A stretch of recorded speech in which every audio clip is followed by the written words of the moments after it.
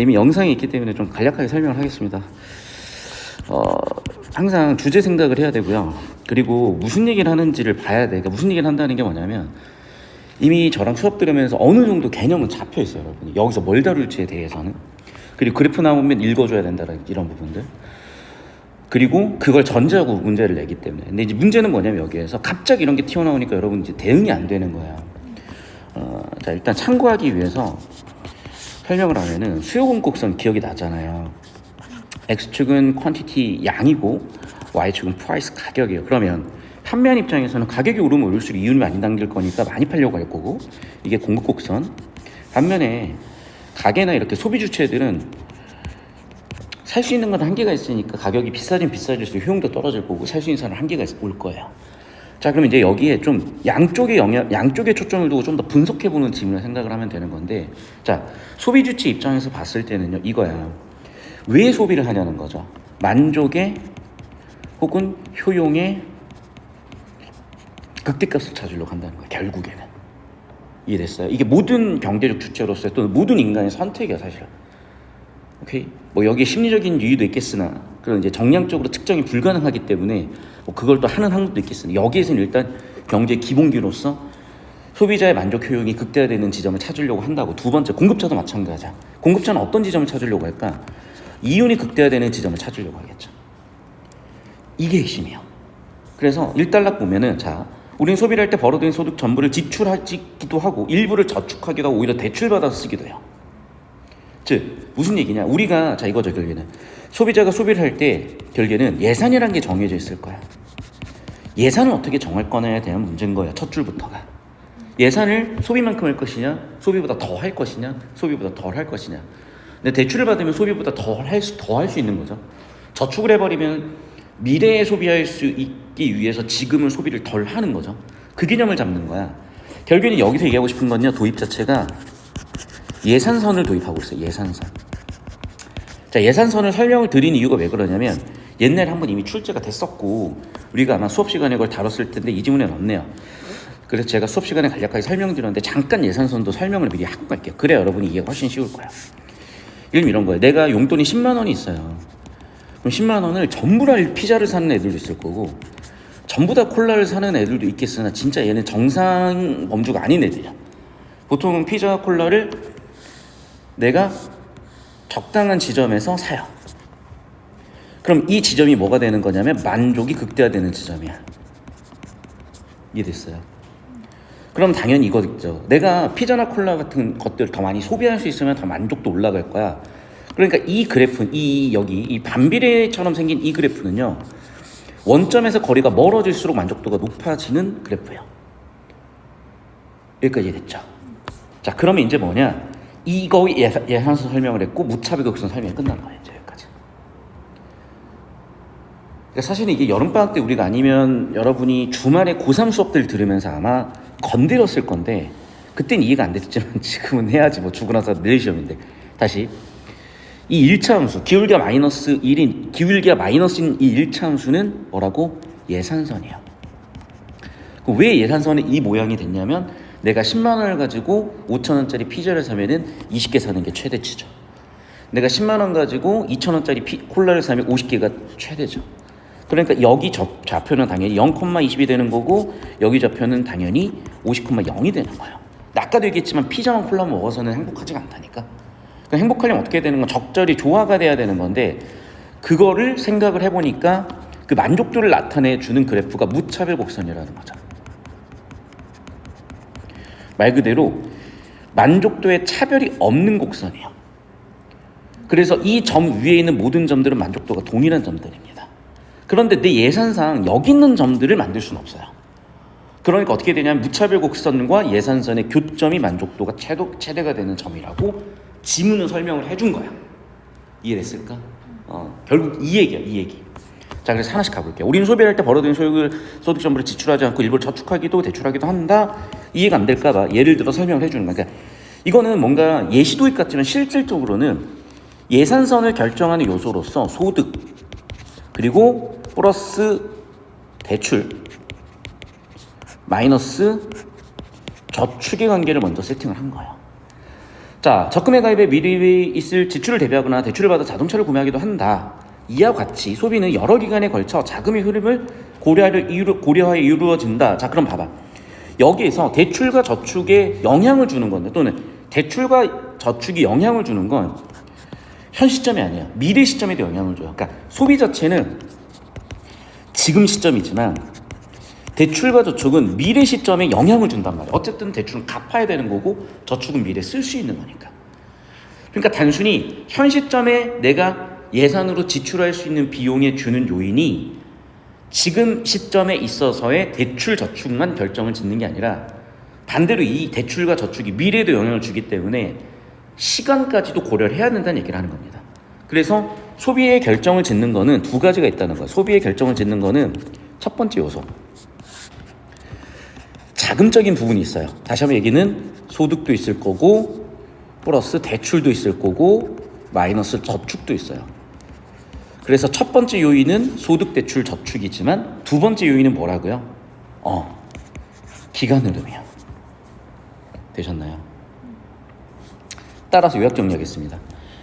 저축과 대출 등의 금융행위와 그것이 수익과 비용을 결정한 이자율은요, 소비 계획에 있어서 중요한 요소 중 하나이다. 항상 얘기했지만 주제가 세팅되는 1단락 마지막 부분에서 다시 한번 잡혀야 되는데, 아까도 얘기했지만 C1은 얘가 잡힌 거고요. 맞죠? 그 다음에 C2도 잡혀 있지만 여기서 얘를 결정하는 건 다시 한번 글의 주제로 보이는 이자율이라는 거죠. 결국 여기는 다 알고 있는 내용이고 이자율이 이걸 선택하게 만든다는 거야. 이자가 높아버리면요, 갚을 돈이 많아요. 대출 땡기기가 쉽지가 않겠죠. 이자가 낮으면은 대출을 많이 땡겨와도 미래 갚을 돈이 별로 없습니다. 그럼 땡겨 쓰려고 하겠죠. 그 얘기인 거야. 반대로 이자가 높으면 저축을 해두면 미래 큰 수익을 얻을 수가 있죠. 벌써 끝났어요. 볼 필요도 없어. 그러면 상식적으로 봤을 때 당연하죠. 이자가 높으면요, 대출을 줄이려고 할 거고요. 이자가 다시 저축을 늘리려고 하겠죠. 결국 이 지문은 이거 내가 방금 설명한 내용은 사실 끝난 겁니다. 결국에는 이 지문을 통해서 이 세 가지를 이해하면 사실 끝나는 지문이었던 거야. 얼추 이해는 다 된 표정이라서 빠르게 가볼게요. 자, 이자율. 그래서 다시 한번 얘기하지만 글의 주제인 이자율이 소비에 어떤 영향을 미치는가. 그래서 두 기간으로 나눠보자. 왜냐하면 기간에 따라 선택이 달라질 수 있으니까. 내가 지금 이 시점만 놓고 보면은 대출이든 저축이 무슨 의미가 있어요. 결국엔 내가 쓸 건데. 그러니까 지금 이 시기만 놓고 보면 의미가 없고 두 기간으로 나눠봐야 됩니다. 그래서 두 기간으로 나눠서 첫 번째 기간과 두 번째 기간으로 나눠서 그때의 소득 머니 1, 머니 2로 나눴어요. 그럼 당연히 내가 평생 벌어들 수익보다는 낮아야죠. 또한 소비 지출액이 증가할수록 당연히 많이 지출했으니까 효용도 증가한다는 원리는 같습니다. 우리가 뭐 종교나 이런 데서는 뭐 무소유 이런 얘기 하지만 그런 거 일단은 제쳐두고 그건 사람마다 다를 수 있으니까. K는 한 시기에 소비 지출액이 지나치게 많은 것보다 왜 지금 내가 다 벌어 쓰고 뭐 인생 노후에 뭐 너무 안 쓰는 것도 지금 너무 안 쓰고 노후에만 쓰는 것도 다 불행할 수 있기 때문에 적절하게 하겠다는 겁니다. 자, 그럼 그래프를 그려봤더니 내가 얘기했던 이 부분이야. 자, 여기서 내가 쓸 수 있는 돈은 당연히 예산선으로 표현이 됐고요. 그리고 무차별 곡선은 만족도가 같은, 만족도가 차별되지 않는 곡선이기 때문에 효용은 중심에서 멀어질수록 증가하는 방향으로 설명이 됐겠죠. 그럼 내가 1개 벌어들인 돈은 M1이에요. 2개 벌어들인 돈은 M2입니다. 내가 하나 더 설명을 할게요. 당연히 우리는 나이를 먹을수록 기술이나 능력이 생겨나기 때문에 보통은 나이를 먹을수록 더 소득도 커져. 그러니까 보통 M2에는 소득이 더 커져요. 이해됐죠, 여기까지? 자, 그런데 그렇다고 M1에 너무 안 쓰면 불행해져요. 특히 봐봐. 오바마도 대통령 취임식 그런 얘기했어. 자기가 학자금 대출을 갚은 지 8년밖에 안 됐다. 미 합중국 대통령인데도 학자금 대출을 8년 전에 상환을 했다 그랬어요. 대통령 되고 나서. 대통령이 되기 8년 전에 상환을 했대. 무슨 얘기야? 그래, 20대 때는 어쨌든 투자하는 시기인 거야. 마찬가지. 그러니까 어쩔 수 없이 학자금 대출 같은 대출을 받을 수밖에 없는 거야. 이렇게 소비를 위해서라도 뭐 투자를 위해서라도. 여기까지 됐어요. 그럼 내가 지출할 수 있는 코스트, 비용은 C1으로 바뀌겠죠. 여기까지 되셨습니까? 근데 그 대출에 따라서 내가 갚아야 될 돈들이 생기면은 C2로 이게 쓸 수 있는 돈이 줄어들 수도 있을 겁니다. 오케이? 자, 그러면 이 지점들을 찾아내는 혹은 그래프에 대한 설명이라고 보시고 3단락 같이 보겠습니다. 그래프 설명이요. 이자율이 어릴 때 K의 최적 소비 계획을 나타낸 것인데 그림 1에 예산선에 K가 소득을 전부 지출할 때는 소비 계획점들을 연결한 것이다. 예산선은 그렇죠. 내가 M1, M2를 벌어가지고 쓸 수 있는 것들. 자, 이 점 뭐냐면 1개 몰빵하는 거야. M 플러스 M2를. 여기는 2개에다 몰빵하는 거야. M 플러스 M2를 역시. 그렇게 할 거야. 초기 부전점이 N1, M2를 지나는 우하향 직선을 나타낸다. 여기서 헷갈릴 수 있겠네. M1, M2가 좌표를 찍어주지 않았어요. 여기서는. 그냥 순서쌍일 뿐이야. 이해됐어요? 초기 부전점이 어디야? 아, 여기 있네. 죄송해요. 잘못 읽었습니다. 여기네요. M1, M2네. 오케이. 죄송. 제가 잘못 읽었어요. 결국 정리하면 이거죠. M1 플러스 M2는 K라는 1차함수를 그려놓은 거네요. 여기 나와 있는 이 파란색 1차함수. 됐습니까? 여기까지? 좌표 맞네. 그럼 괜히 그렇게 헷갈리게 만들 수 없죠. 제가 잘못 읽었습니다. 방금. 자, 이때 예산선의 기울기는 이자율이 결정한다. 무슨 얘기일까?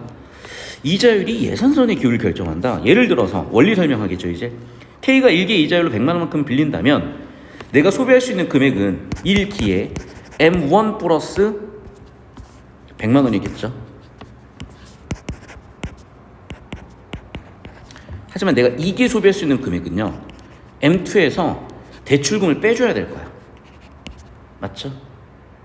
그러니까 대출금을 빼준다는 거야. 그러면 100만 원 그대로 대출하는 게 아니야. 뭐가 들어가? 이자가 들어간다는 거죠. 따라서 이자율이 아닌 경우에는 나는 그만큼을, 이자만큼을 더 갚아줘야기 때문에 그래프는 이렇게 된다고 설명을 했어요.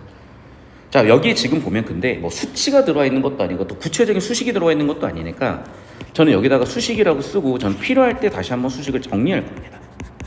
그러니까 우리가 수학 문제를 풀 때도 어떤 조건들이 있을 때 100% 다 활용하기도 하지만은 때때로 어떤 조건은 공식이나 수식으로 처리하지 않고 활용하기도 하잖아요. 그런 맥락으로 여기서는 일단 이렇게 넘어가 볼게요.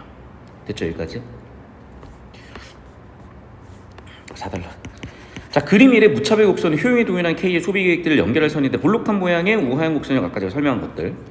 그래서 이 요소들인 첫 번째 무차별 곡선과 예산선에 대한 설명입니다. 그러니까 3단락의 주제는 예산선이고요. 4단락의 주제는 무차별 곡선이야. 다시 3단락의 주제인 예산선에 영향을 주는 건 당연히 나의 소득과 그 다음에 이자율입니다. 그래서 다시 한번 구조가 보이니까 C1, C2라고 해놓을게요. 자, 그러면 예산선만 나의 소비에 영향을 주는 건 아니죠. 만족도도 영향을 주죠. 그게 바로 무차별 곡선인 거죠. 기본적으로 우하향 곡선인데 당연히 평행이동할수록 만족도는 높아집니다. 이는 매 시기마다 소비가 많을수록 효용이 증가하는데, 즉 M1, M2를 지나는 무차별 곡선보다 C1, C2를 지나는 무차별 곡선이 위에 나타나므로 훨씬 효용이 높다라고 예시로 설명을 했고, 그래프를 보니까 역시 그렇군요. M1, M2를 지나는 이 주황색 점선으로 제가 그려진 무차별 곡선보다는 여기 이 접점에서 그려지는 이 실선이 훨씬 머니까 효용도 높아질 겁니다. 제가 아까 설명했던, 그러니까 여기 도입부에 설명했던 이 내용이 되어 있으면 깔끔한 거예요. 어차피 그 내용 가지고 응용하는 문제일 뿐이니까요. 기본 공식은 제가 아까 설명한 거로 똑같습니다. 자, 5달러. 자, 따라서 어떻게 하겠어요? 접점으로 선택을 한다는 거예요, 보통 당연히. 왜? 만족도가 가장 높고, 그러니까 예산선은 현실성이고 무차별 곡선은 만족도라고 했을 때 현실적으로 최대 만족을 취하는 거죠, 결국에는. 계속 봅시다. 그래서 C1, C2를 제외한 예산선의 다른 소비 계획들과 아래 계획들은 당연히, 자, 무슨 얘기냐? 무슨 얘기, 별 얘기 아니에요. 내가 선택할 수 있는 건 파란색 점들을 다 선택할 수 있어. 난 돈이 있으니까. 그리고 파란색 아래 점들도 다 선택할 수 있어. 돈이 있으니까, 결국에는. 근데 그 점들은 C1, C2만큼 만족도가 높은 무차별 곡선과 접하고 있지 않기 때문에 만족도가 낮다는 얘기예요, 결국에는. 이해됐죠, 여기까지? 결국에는 수학입니다, 수학. 수학의 그래프 설명이야. 과학의 그래프 설명입니다. 때때로 뭐 사회과학이나에서의 그래프 설명입니다. 자, 그래서 당연히 여기는 효용이 작아 선택되잖아요. 자, 그리고 얘가 아니라 예산선이에요. 예산도 이쪽의 소비 계획들은 소득이 없으니까 더 이상 선택할 수도 없는 거야. 얘는 현실성이 없어 선택할 수가 없어. 따라서 어떻게? 결국 C1, C2가 균형점이 된다는 거야. 자, 그럼 이 균형점 바뀔 수 있느냐? 바뀔 수 있습니다. 어떻게 바뀔 수가 있냐? 자, 이제 이자율 변화가 K의 소비 변화에 미치는 영향을 알아보자. 뭐에 의해서 바뀐대? 이자율 때문에 바뀌나 보구나. 그냥 C라고 쓸게요. 헷갈리니까. 자, 그래서 이자율이 상승한 경우를 생각을 해보세요. 이자율이 상승하면 어떻게 돼? 기울기가 이렇게 돼. 잠깐 보세요. R값이 늘었죠. 기울기의 절대값이 늘었죠. 기울기의 절대값이 늘면 그걸 보지 말고 얘기해봐. 가파라진이 어떻게 되니? 완만해지지. 기울기가 마이너스 1에서 2가 됐어. 1차원수 기울기 어떻게 돼? 가파라진다 우리가 배웠잖아요. 중일이야. 중일이 아니고 중2야. 기울기 1이에요. 기울기 2예요. 절대값 마이너스 2. 됐죠. 그러면 이제를 높아졌으니까 기울기는 가파라지겠죠. 됐습니까? 즉 그래서 무슨 얘기야? 자, 여기는 상승 전이죠. 실선은 상승 후겠죠. 바로 이해됐어. 수학이야, 수학. 그러니까 국어 선생님들이 수학적으로 설명을 안 하거나 못해서 그런 거야. 그러니까 제가 자꾸 수학을 설명하려는 이유가 그거예요. 수학을 이렇게 활용하기 위해서 배우는 겁니다. 이자율이 상승하면 다시 한번 예산선의 기울기도 가파르게 변하고요. 이자율 상승 시 예산선은 초기 부전점을 기준으로 시계 반대 방향을 회전한다. 이렇게 회전한다는 얘기입니다. 그런데 봐봐. 내가 벌어들이는 돈인 M1과 M2가 변하는 건 아니잖아요. 뭐가 바뀐 거니까? 이자가 바뀐 거니까. 이자는 여기서 뭐야? 기울기가 바뀐 거니까. 그러니까 사실은 여기서 수식을 써버리면 사실 편하기는 해요. 무슨 얘기냐면 봐봐. 여기 나오면 여기는 사실 이 일차함수에 대한 설명을 한 거예요. 간략하게 해달라고 했는데 그냥 할게요. 여러분 표정을 보니까 해주면 또 괜찮을 것 같아서. 자, 봐. 내가 지금 1개 소비할 수 있는 돈은요 이거잖아. 2개 소비할 수 있는 돈이 이거야. 그럼 결국 내가 소비할 수 있는 돈의 총량은요 2개를 더하면 될 거예요. 1기 2기니까. 이해됐어? 자, 그러면 M1 플러스 100 플러스 M2 마이너스 대출이니까 1 플러스 R 곱하기 100입니다. 됐어요, 여기까지? 그럼 100, 100 없어지죠? 남는 거는 어떻게 돼? M1 플러스 M2. 근데 얘는 상수죠. 이 지문에서는 결정해 놓은 거니까. 그럼 여기서 변수는 뭐야? 마이너스 100R입니다. 100은 여기서 대출 원금. 됐어요? 이게 K라는 거야. 됐어? 결국에는 R값에 따라서 영향을 받을 수밖에 없는 거고, 이 식에 따라서 R값이 커지면 커질수록 기울기가 가파라지니까 이쪽으로 꼬꾸라진다. 됐죠? 여기까지. 계속해서 7. 자, 그림 2에서 이자율 상승에 따른 최적 소비 변화를 나타냈고, 결국에는 우리는 새로운 이제 실선을 기준으로 봐야 되기 때문에 이제 여기 점선으로서 존재했었던 무차별 곡선이 내려와서 접해주는 여기가 최대 만족점이 당연히 되겠죠. 이게 뭐라고? C1 프라임, C2 프라임 될 수밖에 없다는 거예요. 그럼 원래 초기 대출액은 얼마였어요? M1에서 C1까지 초기 대출액을 가져왔는데 이제는 이자율이 높아져 버리니까 대출을 줄이는 게 만족도를 높일 수밖에 없는 거죠. 대출액은 줄겠죠. 그래서 됐습니까? 다시 그래서 지출액도 줄이고요. 그러니까 C가 이제 내가 쓰는 돈이잖아. 맞죠? 코스트. 그래서 C1 자체도 줄이고요. 그 다음에 M-C가 대출인데 C-M이라고 하는 게 맞겠죠. C-M이 대출인데 이 대출 자체도 줄죠. 지금 가까워졌으니까 M에. 그래서 대출 자체도 줄어듭니다. 됐죠? 여기까지. 자, 8달러. 자, K가 최적 소비 계획을 바꾼 이유는 두 가지인데 첫 번째 이유는 이자율이 상승해버렸어요. 그러면 이거는 제가 할인율 설명으로 해서 할인율이 높아진 거죠. 그럼 내가 지금 갖다 쓰는 돈의 미래 가치가 떨어져 버리는 거야. 오케이? 됐어? 즉 2기의 소비 가치가 떨어지는 거야. 미래 가치가 떨어지는 거니까. 할인율 높아졌어. 이자가 높아져. 할인율 높아져. 그럼 당연히 2기, 즉 미래의 소비 가치는 떨어지는 거죠. 같은 금액을 소비하더라도. 따라서 어떻게 하려고 한다? 네. 2기 소비를 상대적으로 늘리려고 하고, 그런 말인지 앞뒤가 안 맞지 또 이렇게 돼버리면 다시 봅시다. 그러면 이자율 상승에서 같은 금액을 대출했을 때 금융비용이 늘어요. 그럼 금융비용이 늘기 때문에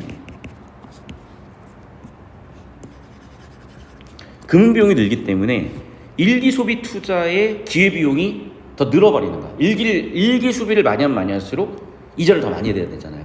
그러니까 더 손해가 많아지는 거지. 그래서 일기 대출 부담이 커지는 거야. 그러면 당연히 일기의 소비의 효용은 떨어지겠죠. 반대로 일기의 저축의 효용은 올라가겠죠. 이자를 더 많이 주니까. 그럼 일기 소비 가치는 떨어진다고 볼 수가 있는 거죠. 됐습니까? 아직 이해가 안 되니? 다시 설명을 할게. 봐봐. 내가 이자가 높아지잖아. 그러니까 봐봐 이거야. 내가 이자가 1%면요 1억 빌렸을 때 100만 원만 내면 돼. 그럼 나는 지금 100만 원을 내므로써 1억 갚을 수가 있어요. 물론 101을 그러니까 1억 100만 원을 갚아야 되죠. 이자가 갑자기 10%가 됐어. 그럼 내가 갚을 돈은 1000만 원이에요. 이제 1억 1000만 원인 거야. 그러니까 내가 지금 1억을 쓰기 위해서 1억 100만 원을 갚을 거냐 1억 1000만 원을 갚을 거냐. 굳이 1억 1000만 원까지 갚을 필요가 없는 거죠. 덜 써버린 그만인 거잖아요. 그러니까 이자가 높아지면 높아질수록 금융비용이 높아지고 일개 대출 부담이 늘어나고 그러면 소비를 좀 더 해버리고 대출을 덜하는 방향으로 갈 거죠. 반대로 얘기하면은 지금 돈을 굳이 대출 받아서까지 쓸 이유가 없는 거지. 이자를 많이 내버려야 되니까. 그러니까 당연히 일기 소비를 줄인다요. 됐습니까? 여기 뭐 할인율이 나왔으면 그걸로 설명할 텐데 없으니까 지문 내용만 가지고 파란색으로 설명했어요. 내가 보통 녹색은 지문 내용이 없는 것들을 가지고 설명할 때 배경식으로 끌고 오는 것들인 거 알고 있죠? 자, 그래서 1기, 2기 소비의 상대가치 변화를 해서 최적 소비 계획이 변화하는 효과를 대체 효과라고 한대요. 됐습니까? 즉, 뭐 때문에 바뀐다? 소비의 상대가치 변화가 가져오는 이자율 변화에 따라 소비 상대가치 변화가 갖고 오는 게 대체 효과다. 이자율에 따라서 소비 상대가치 변화에 따라 이게 대체 효과다. 여기까지 됐죠? 자, 9번. 자, 두 번째 이유는 뭐냐면 대출 자체가 늘었다는 거야. 그러니까 소득 자체가 감소했대. 맞죠? 이자가 1%면 100만 원만 내가 이자를 내면 되는데 1000만 원이면 그러니까 10%면 1000만 원을 내야 되니까 소득 자체가 쓸 수 있는 소득 자체가 줄었다. 또는 쓸 수 있는 비용 자체가 줄어버린 거잖아. 쓸 수 있는 소득 자체가 줄어버린 거잖아. 대출 때문에 100만 원만 내면 되는 거 1000만 원까지 내야 되는 거니까. 그리고 어떻게 돼?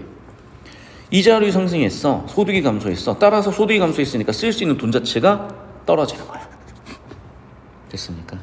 즉 뭐라고? 이자율 상승으로 인해서 상대적으로 소득 자체가 줄어드는 걸 소득 효과라고 한다. 됐습니까? 자, 10번. 따라서 10달러 따라서 이자율 상승한 경우 대체 효과, 소득 효과 어쨌든지 간에 8달러 원인, 9달러 원인에 따라서 소비 지출액은 줄어든다.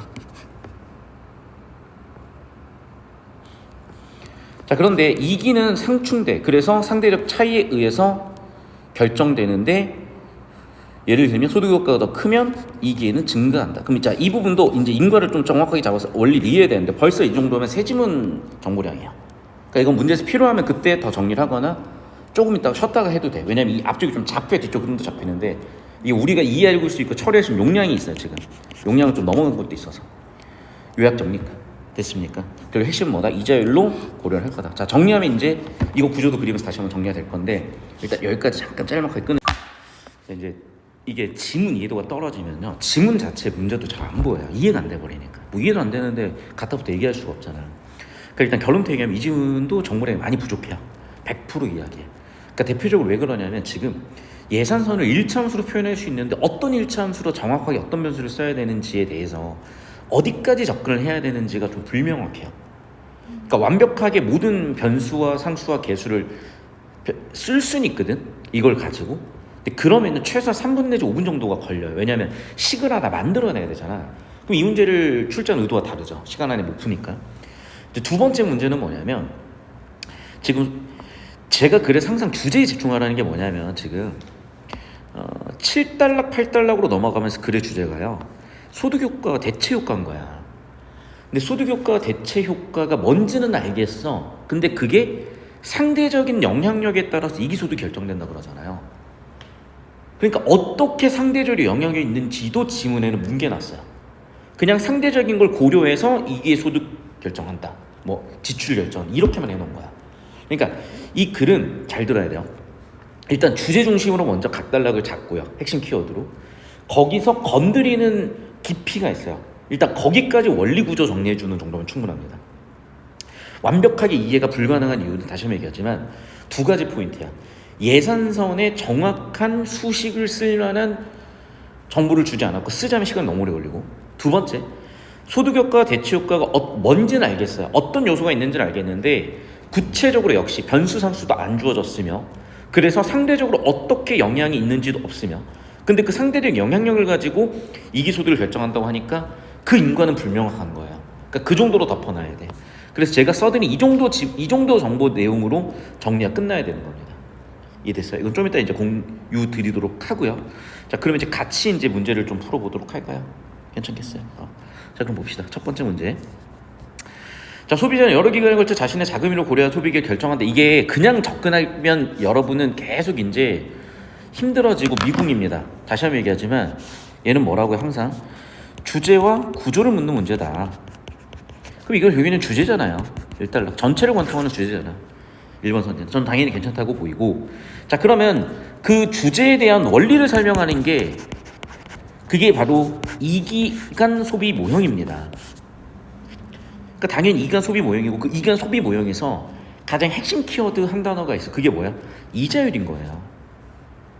그러니까 당연히 이 내용을 자세히 물어볼 수밖에 없는 거예요. 자, 그러면 이기간 소비 모형에 따르면 자, 첫 번째 그래프 그게 뭐예요? 예산선이에요. 그래서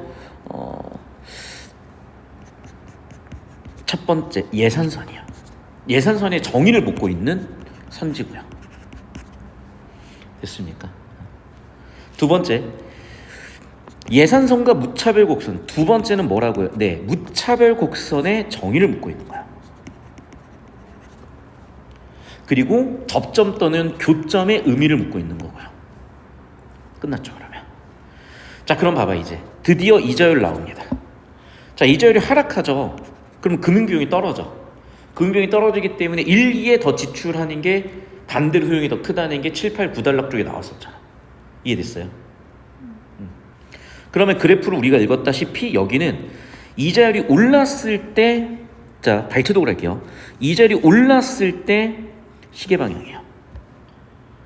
이자율이 떨어지면 반대로 가야죠. 시계 반대 방향으로 가야 되겠죠. 그 정답은 그래서 4번이 되겠네요.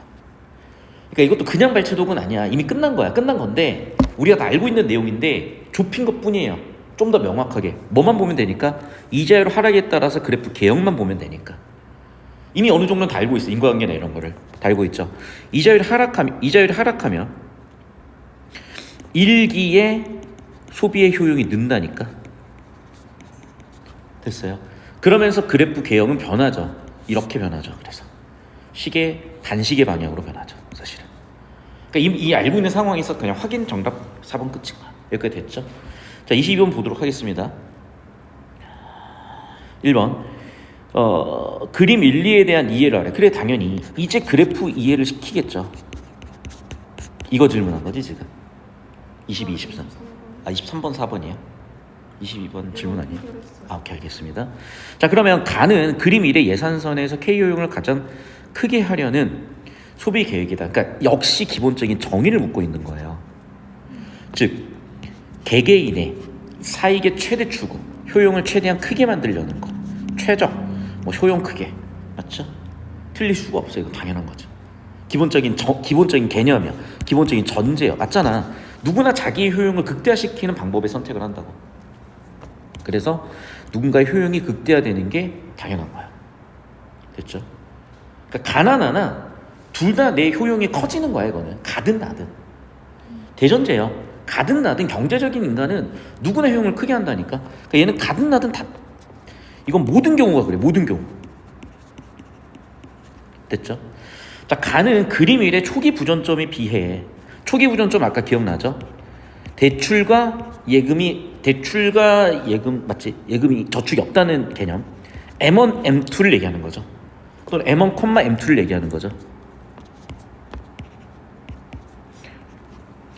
각 시기 소비 지출액이 보다 균등한 소비 계획이다. 그럼 봐봐. 균등하다는 의미를 생각을 해볼게요. 그럼 내가 벌어들이는 거는 1기에 M1, 2기에 M2지만 평균 쳐줘야 될 거 아니야, 사실은. 이해됐어요? 그러니까 사실은 각 1기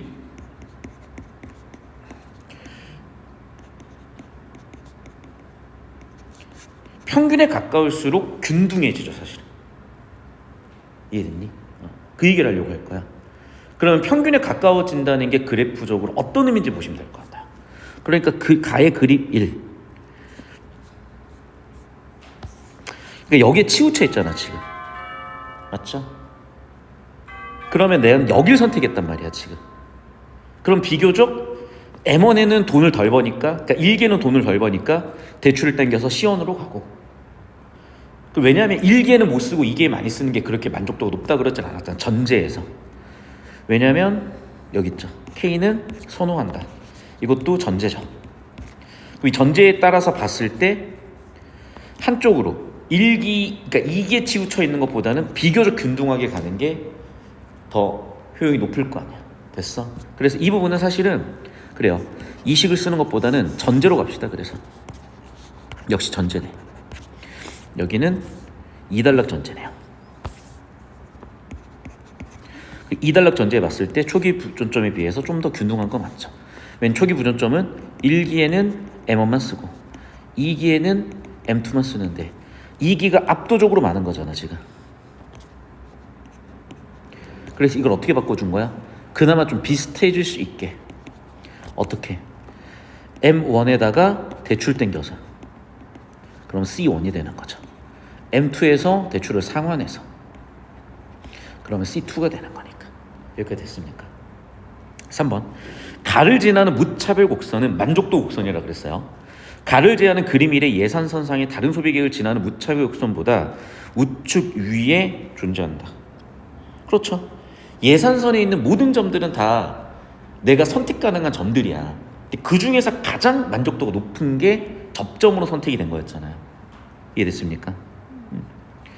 그래, 우측에 있다, 최대 효용이다. 얘도 그래프 이해해줬지. 의도가 딱 보이죠. 전제를 이해했으면 이제 적용해보라는 거야. 자, 4번 선지. 가에 비해 나의 이기 소비 지출액이 커요. 왜? 1기 소비 지출의 효용이 떨어진 거잖아 지금. 그게 뭐였어요? 소득효과였나? 자, 이렇게 기억이 안 나면 이제 구조도를 그리든 발제도를 하는 건데 대체효과였군요. 됐나요? 그래서 가에 비해 나의 이기 소비 지출액이 커진 거는 첫 번째 C1 그냥 바로 적자에다가 이자가 높아진 거고, 그러면서 1기의 소비 효용이 상대적으로 하락한 거죠. 맞아요. 그래서 이자율 상승 나왔네 역시. 그리고 대체 효과와 소득 효과를 가정했는데 여기 보면 정리가 되어 있지 이제 최종적으로. 그러니까 발제독보다는 구조가 잡힌 거를 확인한다고 보셔야 되는 거예요. 확인하니까 어떻게 돼? 대체 효과가 소득 효과보다 크니까 이기 소비 지출이 커진 거예요. 대체 효과가 소득 효과보다 크니까 이기의 소비 지출이 커진 거예요. 됐습니까? 그러니까 주제 구조를 최대한 잡아놓고 다 기억할 수는 없어. 그것도 많은 정보량이니까. 이제 좁히고 확인하는 거야, 그거를. 그러니까 내용일치 느낌이 아니야. 내가 처리한 정보를, 내가 수학에서 문제 풀어놓은 거를, 그러니까 봐봐. 우리가 사이드에다 풀잖아. 계산 막 복잡한 걸. 그걸 가져오는 느낌이라고 보셔야 되는 겁니다. 그래서 5번 문제 볼게요. 5번 선지 볼게요. 가와나 K 대출액의 차이는 1기 소비 지출액 차이보다 크다, 작다. 이건 그래프 이해라고 이제 역시.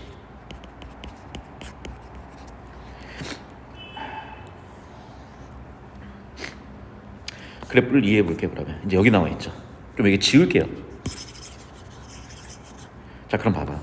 지금 1기의 대출액은 원래 C1이었어요. 그림 1에서. 이만큼이야.